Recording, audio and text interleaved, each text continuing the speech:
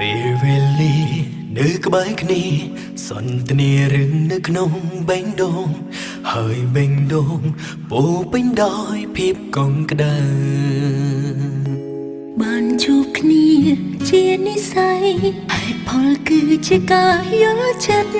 ហើយទុកចិត្តកាន់ដៃគ្នាឈានដើរទៅមុខ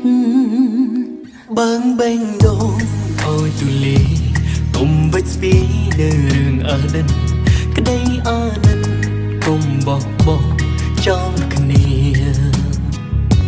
ថ្ងៃក្តីស្រឡាញ់មានក្តីស្រឡាញ់សូមកុំចាញ់ភាពលំបាកថ្ងៃក្តីស្រឡាញ់មានក្តីស្រឡាញ់ចំពោះគ្នាជារៀងរហូត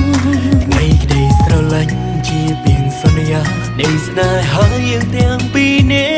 ក់ហើយជឿជាស្មោះនឹងគ្នា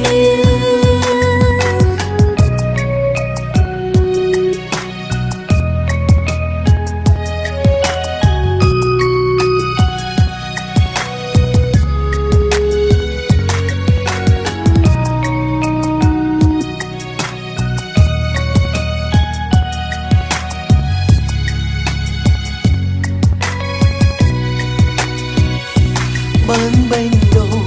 អើយទូលីកុំបិទស្ពីនៅរឿងអតីតក្តីអាណិតកុំបោះបង់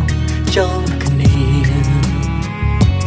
ថ្ងៃក្តីស្រឡាញ់មានក្តីស្រឡាញ់សូមកុំចាញ់ភាពលំបា